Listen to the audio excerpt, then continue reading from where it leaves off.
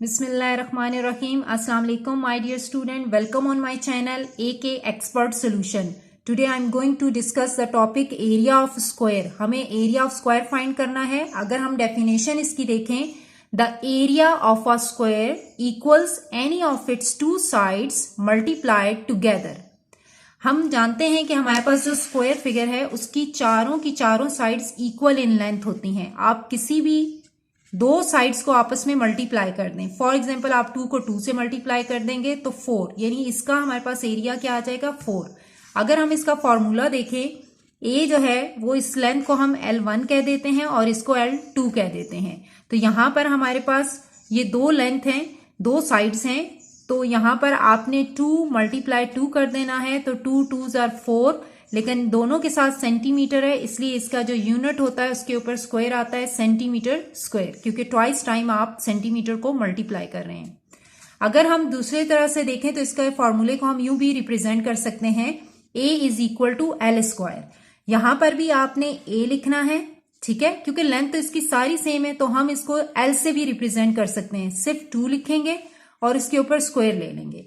जब हम 2 का स्क्वायर लेंगे इसका मतलब यही होता है कि आपने 2 को ट्वाइस टाइम मल्टीप्लाई करना है. तो 2 2s are 4 और यहां पर भी हमारे पास इसका यूनिट सेंटीमीटर स्क्वायर है, क्योंकि हमारे पास दोनों लेंथ जो है वो सेंटीमीटर सेंटीमीटर में है. तो सेंटीमीटर स्क्वायर इसका आंसर आ जाएगा. तो दोनों तरह से हमारे पास आंसर जो है वो सेम है. तो सिंपल इज दैट कि किसी भी एरिया ऑफ स्क्वायर फाइंड करने के लिए आपने स्क्वायर की किसी भी दो साइड्स को आपस में मल्टीप्लाई कर देना है या उसका स्क्वायर ले लेना है, तो हमारे पास एरिया ऑफ स्क्वायर फाइंड हो जाता है. फॉर एग्जाम्पल हम कुछ क्वेश्चन सॉल्व कर लेते हैं ताकि हम एरिया ऑफ स्क्वायर को मजीद अंडरस्टैंड कर सकें. यहां पर है the length of a square is 7 centimetre.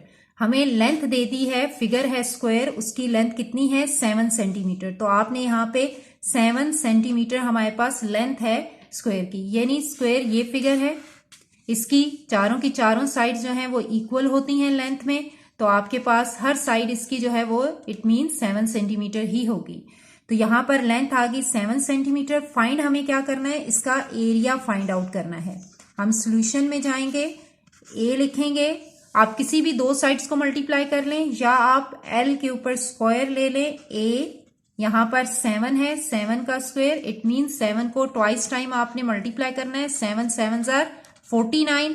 यहां पर 2 सेंटीमीटर है. जब भी हम एरिया लेते हैं तो उसका यूनिट हमारे पास अगर मीटर है तो मीटर स्क्वायर, अगर सेंटीमीटर है तो सेंटीमीटर स्क्वायर आ जाएगा. तो यहां पर लेट्स सी अनदर एग्जांपल.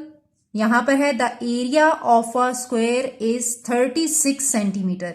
यहां पर हमें इस दफा एरिया गिवन है, फिगर हमारे पास स्क्वायर ही है और यहां पर इसका जो एरिया हमें दिया है वो 36 सेंटीमीटर स्क्वायर है.